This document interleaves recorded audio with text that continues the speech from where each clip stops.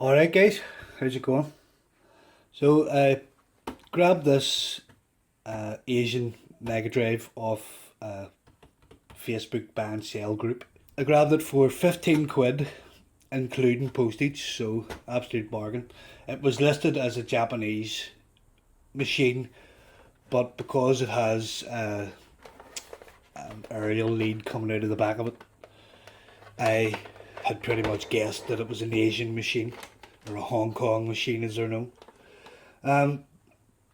So yeah, real bargain this. Japanese machines fetch a few quid. The Asian models, from what I've seen, basically they started off life as a Japanese machine. They were imported into Asia or Hong Kong, and they were hacked to work on a PAL TV system. Yeah, the hack job that's done on these is hideous. You know, it looks like a 6 year old has done it. But basically, the Japanese machine doesn't have an RF box in it, doesn't have the capability to output RF, it's just SCART lead only. So these were imported into Hong Kong and the cheaply hacked RF box into them and converted them to work as a PAL system. So they're pretty easy to convert back to a Japanese system, which is what I plan to do with this. I only just recently done another one of these for a friend who wanted it to be a full Japanese machine. But what I want to do with this is probably just put switches on it and make it region free. You know, so it plays anything you throw at it. Because I use the Everdrive here. I have one of the cheap copy Everdrives. That's what I run all my games off. I only have 2 original cartridges for the Mega Drive. Everything else is just run off the SD card. So I'll give you a look inside this thing, and you can see just how bad the hack job is on these. So just removed the top there, and you can see there's no RF shielding on this. That's your first clue. They just basically ripped the RF shielding out, threw it away. This is the RF box, which is basically just hot glued down onto this heatsink. The last one I got was the RF box was actually just sitting in this sideways, loose. It wasn't even attached to anything, whereas this one is actually attached. So they just hacked that in, and then the RF cable comes around and just comes out through the hole at the back there. So there's a black wire going to a pin on this, I think it's pin 1 on this chip here. And then there's 3 orange wires which disappear underneath the board. Another thing about these is half the screws are missing. They basically just ripped these things open, hacked them, threw it together and put like 2 screws in. There's actually 1, 2, 3 screws in this one. There's not even any screws at the sides of the cartridge connector, which is really, in my opinion, where you need the screws most, because that's where you're going to be putting all the pressure. So, you know, there's 1, 2, 3, 4, 5. There's at least 5 screws missing out of this thing, and they all pretty much seem to be the same. These were sold by Sega in Hong Kong. They weren't, you know, done on the cheap. They do have their own specific box with Chinese writing on it. But yeah, they were just brought in, thrown into a factory, and were just hacked to work. So I'll pop the board out here and show you where these wires are soldered onto at the bottom. So one other thing about these, the model number is exactly the same as the Japanese version, and it says made in Japan. So really, apart from the aerial lead coming out of these, they're pretty much indistinguishable from a Japanese version, as far as I can tell anyway. So that's the board out now. Yeah, it's just a big bit of double shaded tape there holding that RF box down onto the heatsink. The actual shielding come off there. I'm going to pull that off anyway. That's not needed. I'd just be using a RGB skirt lead with this. So there's that black wire going to pin 1 there. And then them 3 orange wires are just hacked onto the bottom of the board.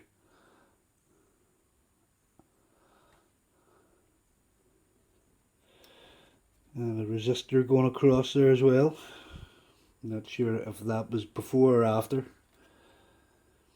When I did the other one for my friend a couple of weeks back, about a month ago, I followed a video on YouTube. It's actually by Demo Monster, if you remember him. He doesn't make videos anymore, but his videos are all still online. I'll put a link to his channel down below.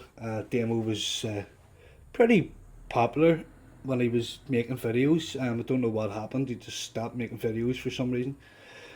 But he has a video showing how to turn these back into a full Japanese machine. So apart from the RF box, which will need to be desoldered, there's a few traces around the board here which need to be cut, or need to be reattached. They've actually sort of hacked through a couple of traces.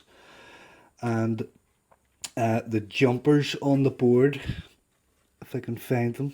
Yeah, there's the jumpers on the board here are modified as well. If you can see, the second one down there has a cut through the trace. So you do need to redo these.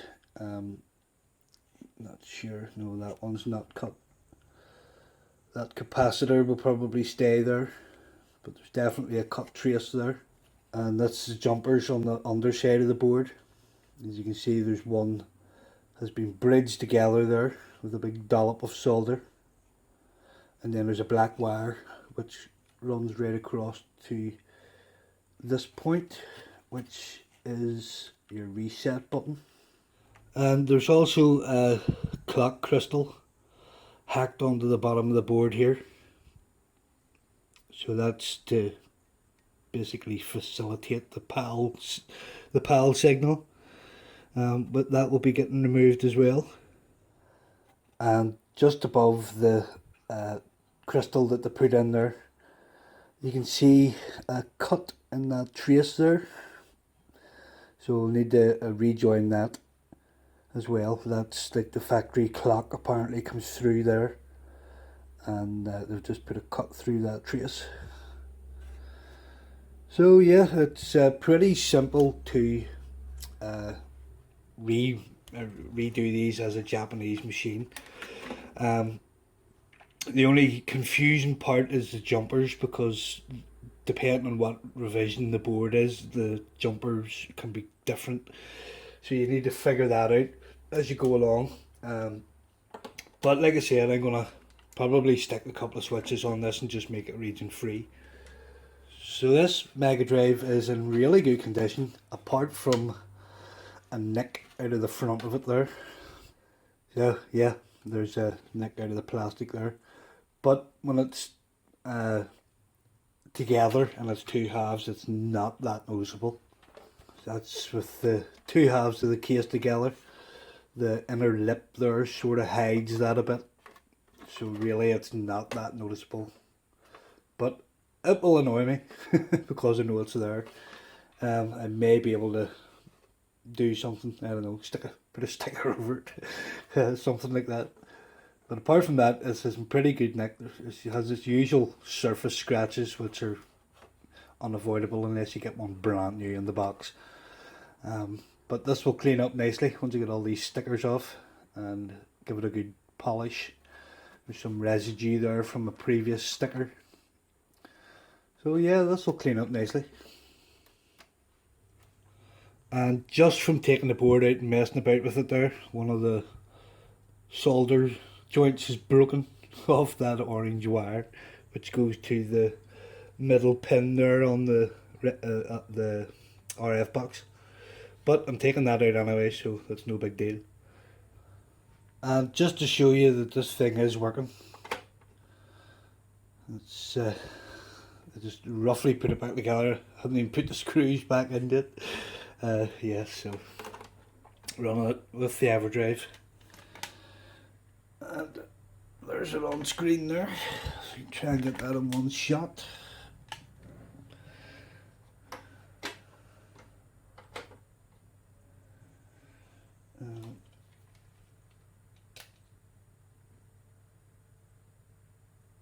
Fully working, but runs in 50 hertz. It's just basically a PAL machine at the minute.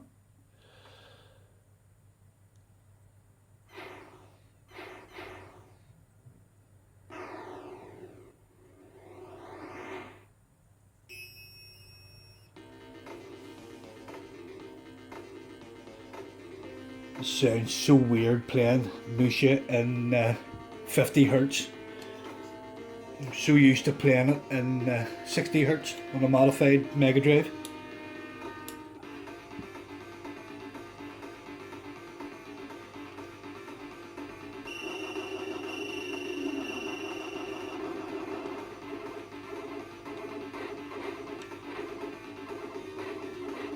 Alright, that's it.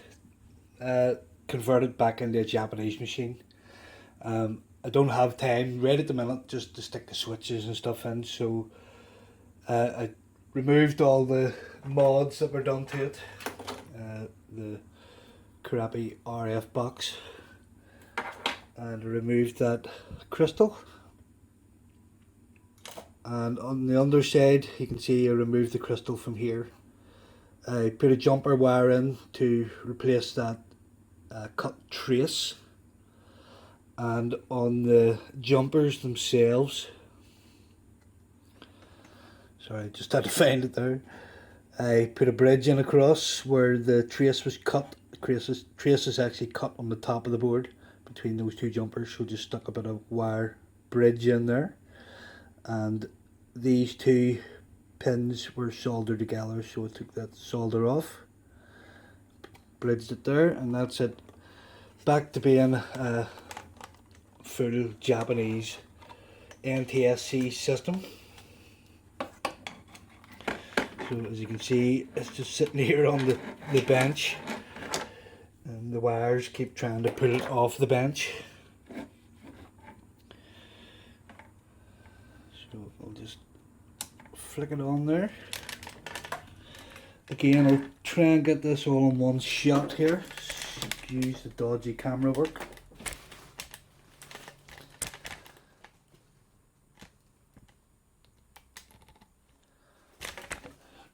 Bollocks, it just kicked the fucking tripod. Okay, so turn it off, turn it on again. And if I can find the controller.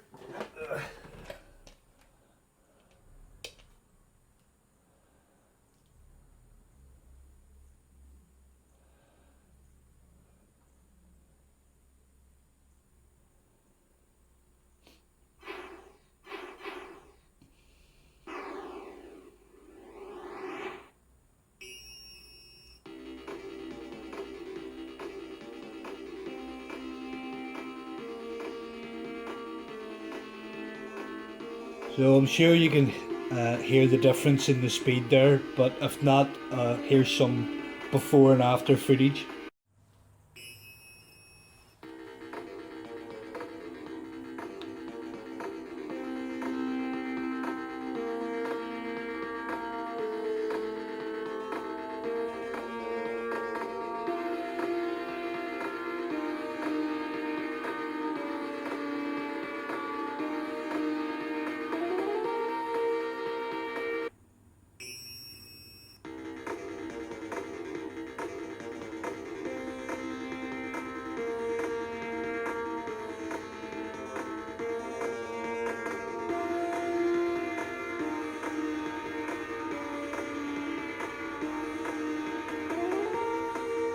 So on the large heatsink here, I actually took these screws out and cleaned off the thermal grease, which was actually still quite moist.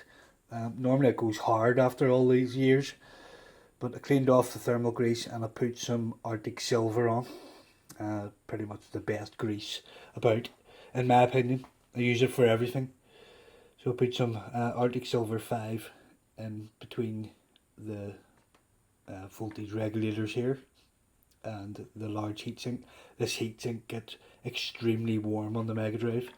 If it's been running for a while, you put your hand on it and your reaction is to pull your hand off. It's that hot.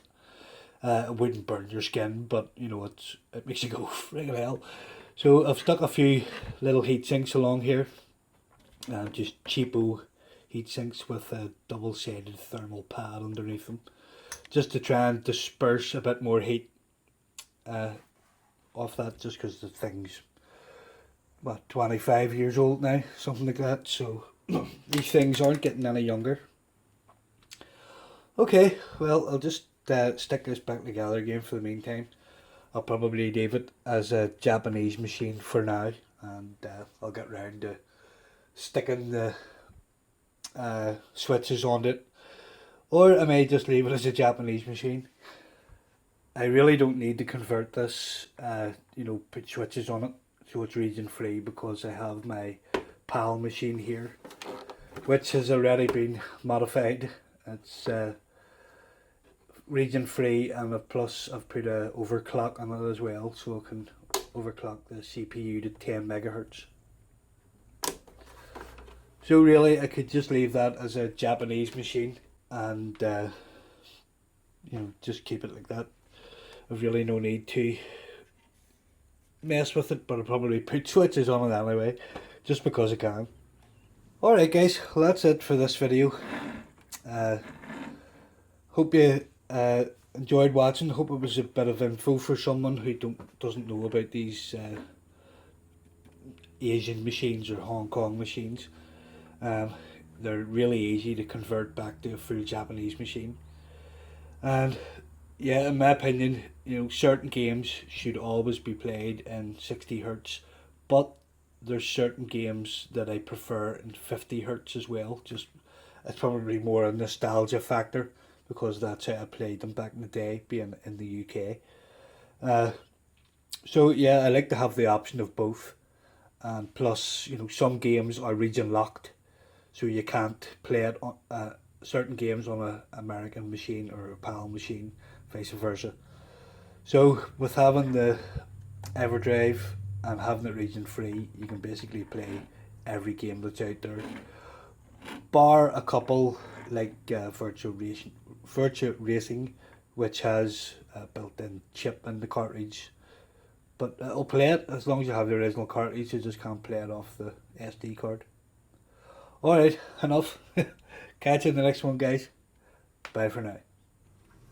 Alright, just a quick addendum at the end here. It's a few days later now, and I have been using the Megadrive here for those couple of days.